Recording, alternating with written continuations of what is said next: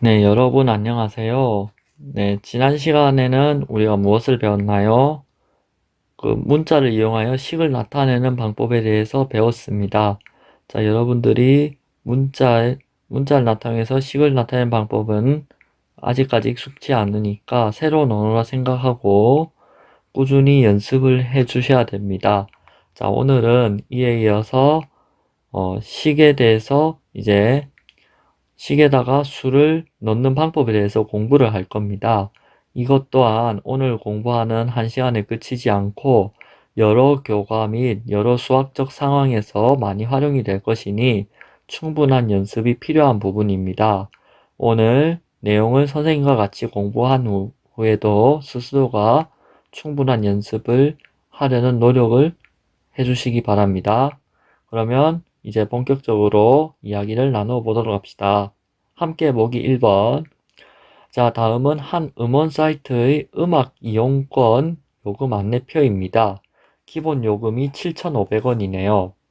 자, 그리고 추가 요금, 음원을 구입하면 한국당 700원입니다. 자, 이때 진서가 이 음원 사이트에서 음악 이용권을 살 때 네모 안에 알맞는 수나 식을 써넣어 봅시다. 추가로 산 음원이 X곡일 때, 자, X곡이면은 이용요금은 7,500 더하기 700 곱하기 X가 되겠죠.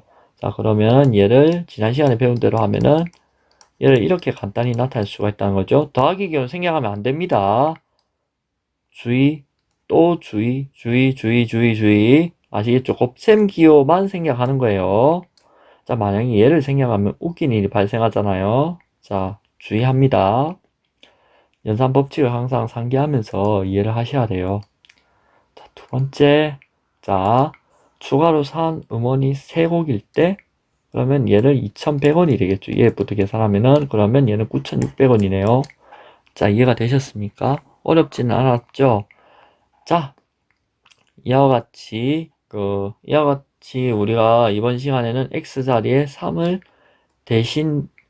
3이 대신하면은 이때 식을 통해 가지고 이렇게 대신 넣으면은 넣은 값이 나오겠죠. 자, 이것을 우리가 무엇이라고 하는지에 대해서 알아보려고 합니다.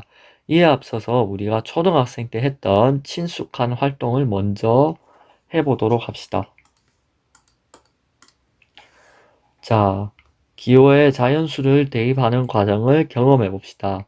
다음과 같이 기호에 대한 값이 표로 주어졌을 때 계산을 해보라는 문제인데요. 자, 우리 이 문제 잠깐 일시정지하고 한번 풀어보도록 합니다. 네, 다 풀어보셨습니까? 자, 그러면 이제 선생님하고 이야기를 본격적으로 나눠보도록 합시다. 기호와 값에 대해서 약속을 네모는 1, 동그라미는 2, 세모는 3, 별은 4 이렇게 약속을 했네요. 자, 그러면 각각 수를 갖다가 수라고 생각하고 이 네모, 동그라미, 세모, 별표를 수라고 생각하고 계산하면 얘는 2가 되죠. 얘는 1, 여기 4 대입하면 이거부터 계산하면 5죠. 그러면 5. 얘는 어떻게 돼요? 2, 3. 그러면 얘를 계산하니까 3이 되죠. 얘는 어떻게 된다? 4, 1. 그 다음에 2. 이렇게 계산하니까 얘는 3 곱하기 2에서 6이 되죠. 그 다음에 이 자리는 4, 그 다음에 1. 그러면 2 빼기 1 돼서 얘는 1 됩니다. 그 다음에 얘는 4. 그러면 여기 6이 되죠. 그 다음에 여기는 1, 여기 3. 그러면 6 나누기 3 하면 얘는 2가 됩니다. 이렇게 정리가 되겠죠. 그죠?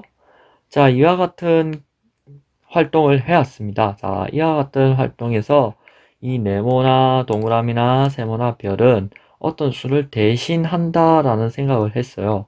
여기서도 맥락이 크게 달라지지는 않습니다. 아직까지는 달라지지 않았어요.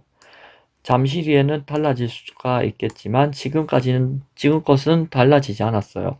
자, 그러면 아까와 같은 행동을 뭐라고 할까요? 자, 아까와 같은 행동은 일단 여기서 동그라미, 네모 이런 거 대신 문자, 예를 들면 A, B, C, D 뭐 이런 게 있겠죠. 그러면 A 자리에 1, B 자리에 2, C 자리에 3, D 자리에 4 이런 걸 집어넣는다고 얘기를 하죠. 우리가 흔히 그것을 대입이라고 한다는 거예요. 그러니까 일반적으로 문자가 있는 식에서 문자 대신 수를 넣는 것을 대입이라고 합니다. 그리고 식의 값은 무엇이냐면요. 식에 포함된 문자에 수를 대입하여 얻은 값을 말합니다. 자, 그러면 식의 값을 구하는 방법에 대해서 알아볼까요? 자, 주어진 식에서 생략된 곱셈 기호를 다시 쓴다. 그 다음에 두 번째, 문자에 주어진 수를 대입하여 계산한다. 자, 그렇습니다. 자, 그러면 이제 얘들 두 개 들어보도록 합시다.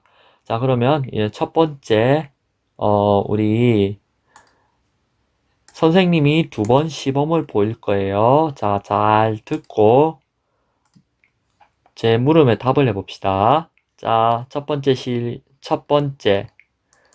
첫 시범이 뭔가요? 3, 2 더하기 1 하면 33.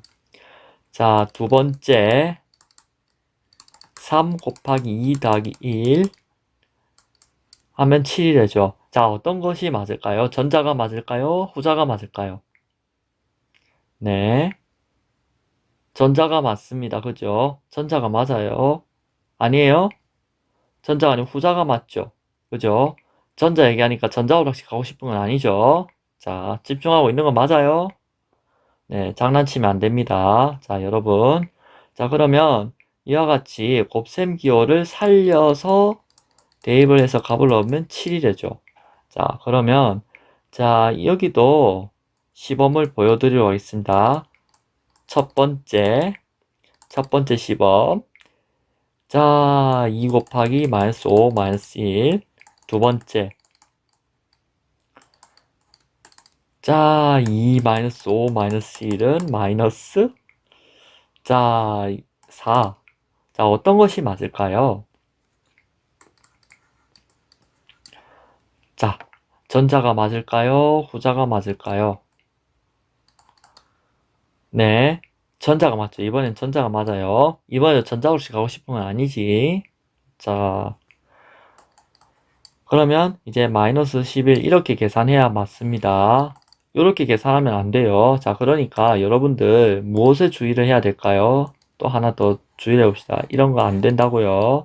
자, 이렇게 반드시 계산해야 돼요. 여기 이런 식으로. 자, 그 말인 즉슨 무엇이냐면요. 자, 음수를 대입할 때는 반드시 괄호를 사용합니다. 조심하세요. 자, 그러면 이제 이야기를 좀 나눴으니까 이제 그 다음을 한번 해봅시다. 자, 그 다음 학습지에 있는 문제의 일부를 저랑 같이 해결해 보도록 합니다. x는 2일 때 다음 식의 값을 구합시다. 즉, 이거는 한 문자에 대한 식이 주어졌을 때 식의 값을 구하는 것입니다. 자, 그러면 여기에 7 곱하기 2 더하기 7 하면 얘는 21이죠. 얘도 7, 2의 제곱 마이너스 2 이렇게 되죠. 그러면은 2가 되죠. 자, 여기는 마이너스에 2 더하기 5 하면 얘는 3 이렇게 계산하시면 되겠죠. 자, 문제 2번은 A는 3, B는 마이너스 2일 때 다음 식의 값을 구하라는 얘기인데요. 2 곱하기 3 마이너스 3 곱하기 마이너스 2 이렇게 되죠. 그럼 6 마이너스 6 하면은 얘는 12 이렇게 계산해 주시면 되겠고요. 자, 여기는 어떻게 계산한다? 여기는 3 다시 3 마이너스 2의 제곱입니다. 그러면 거듭 제곱을 먼저 계산해야겠죠. 그러면 3 마이너스 4는 마이너스 1. 자, 이렇게 계산하도록 합니다.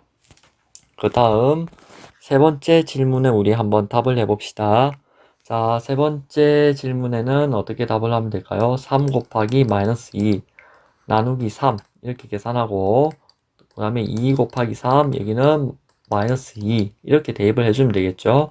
그러면 분수셈처럼 계산하면은 여기 약분돼서 여기는 마이너스 2 더하기 3이 돼서 얘는 1이 되는 거죠. 자, 여기 죄송해요. 산수 실수할 뻔했네. 미안합니다. 그럼 마이너스 5가 되네요. 계산 어떻게 하면 되는지 이제 감이 오시나요? 그러면 이제 그 다음 문제 한번 풀어보도록 합시다. 다음 식의 값을 구하세요. A는 2번하고 3번만 한번 우리 같이 풀어봅시다. 자, 2분의 1, A는 2분의 1, B는 마이너스 2일 때 A제곱 마이너스 B제곱 마이너스 AB를 계산하라는 문제입니다. 이 경우도 2의 2번처럼 주의를 해야 될 부분이 분명히 존재하겠죠. 자, 그러면 각각을 괄호를 넣어서 분수 같은 것 대입할 때도 괄호를 넣는 게 바람직하다고 봅니다. 왜냐면요, 이것도 실수하기 쉽거든요. 예를 들면, 한쪽에만 제곱을 계산한다든지 이런 실수를 많이들 하시더라고요.